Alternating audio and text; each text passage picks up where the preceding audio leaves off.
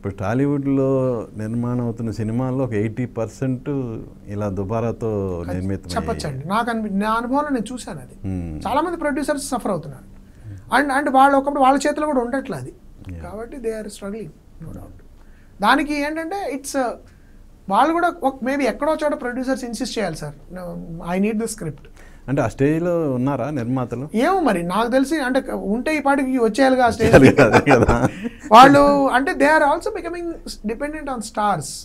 Star power మీద dependent producer అవడం వలన ఎప్పుడైతే స్టార్ డిక్టేట్ చేస్తారు అప్పుడు స్టార్ ఇష్టాలు స్టార్ అలా ఉండడం వల్ల ప్రొడ్యూసర్ అనేవాళ్ళు కేవలం స్టార్ అలా చెప్తే అలా నడుచుకునే పరిస్థితిలో వచ్చిందేమో నాకు అనిపిస్తూ ఉంటుంది అప్పుడు. స్టార్ ఏంటి, star will move from one film to another film. ఈ సినిమా అవగానే నెక్స్ట్ ఫిల్మ్కి వెళ్ళిపోతారు. కొడితే జాక్ పాట్, లేదంటే బజార్ బాలవాడు, అలాంటి పరిస్థితి ఉందేమో. అంత ముందు ఎప్పటి నుంచో అంటూనే ఉన్నారు మన తెలుగు నిర్మాతలందరూ క్యాషియర్స్ అయిపోయారు. జోక్ ఒకటి. ఇంకోటి ఏంటంటే ఓటీటీ మీద ఓవర్ డిపెండెన్స్ అవడం వల్ల కూడా డేంజర్ అయిపోయిందండి. ఒకటి మన జోక్, ఒక నిర్మాత పాపం మాట్లాడుతూ అన్నారు, వాళ్ళు కోవిడ్ తర్వాత వాళ్ళందరూ చెట్టు ఎక్కి కూర్చుని మనందరూ చెట్టు ఎక్కిచ్చారు సార్, వాడు ఇప్పుడు కాయలు తులుపుకి వెళ్ళిపోయాడు, మనందరూ చెట్టు మీద ఉండిపోయి ఉన్నాడు ఆయన. అంటే యంగ్ కొత్త నిర్మాతలు, ఇండిపెండెంట్ నిర్మాతలు చాలా స్ట్రగుల్ అవుతున్నారండి. పెద్ద పెద్ద నిర్మాతలు కూడా నాకు తెలిసి అంటే వాళ్ళు తట్టుకోగలిగే ఎబిలిటీ ఉంది కాబట్టి వాళ్ళు ఎంతో కొంత నిభాయించగలుగుతున్నారు. కానీ విధంగా చెప్పాలంటే ఇది పులిస్ వారి అండి, అంతే. దిగితే స్వాహ. అయితే ఏంటంటే the only way you can come out of it is, నా రిక్వెస్ట్ ఏంటంటే మళ్ళీ మనం ఏం చెప్పగలగాలంటే, మేము థియేటర్లోనే రిలీజ్ చేసిన తర్వాత 3 నెలల తర్వాత మేము ఓటీటీకి ఇస్తాం అని చెప్పానండి. That is how theatrical business will revive.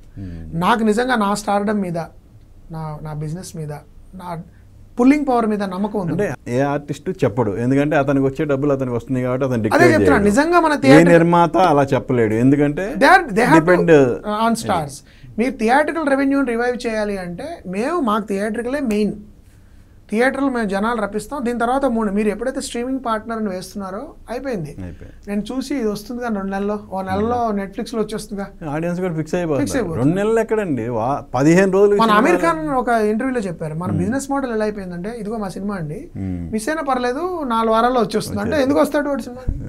మీరు ఏమనాలి, ఈ సినిమా పలానా రోజు వస్తుంది, ఇది రిలీజ్ అయినా మేము 3 నెలలకు మేము అమ్ముతాం ఓటీటీలో.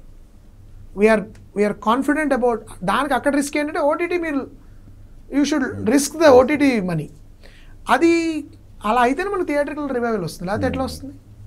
అంటే అంత స్ట్రాంగ్ ప్రొడ్యూసర్స్ ఉండాలి. అంటే they have to make a resolution sir. మనకి చాలా ఇంటర్నల్గా డిస్కషన్ అయితే జరుగుతుంది సార్. నేను కొంతమంది నిర్మాతలతో మాట్లాడడం కూడా లేదు, మనం కలిసి కూర్చుని ఏదో నిర్ణయం తీసుకోవాలి, లేకపోతే కష్టం అయిపోతుందనే పరిస్థితి వచ్చింది.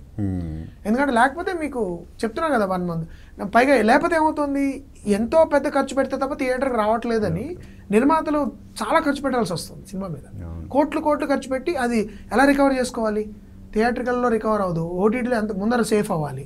శాటిలైట్ అనేది చాలా తక్కువ ఇప్పుడు. మీకు థియేటర్కల్లో వచ్చేటప్పటికి మ్యాక్సిమం మీరు 80% మీరు కవర్ చేసుకోగలిగితే the risk is less in theatre. లేకపోతే ఇమాజిన్ చేయండి సిచ్యువేషన్. సో జనాలు ఇప్పుడు స్పెక్టికల్స్కి వస్తున్నారు కాబట్టి ఖర్చు ఎక్కువ పెట్టాలి.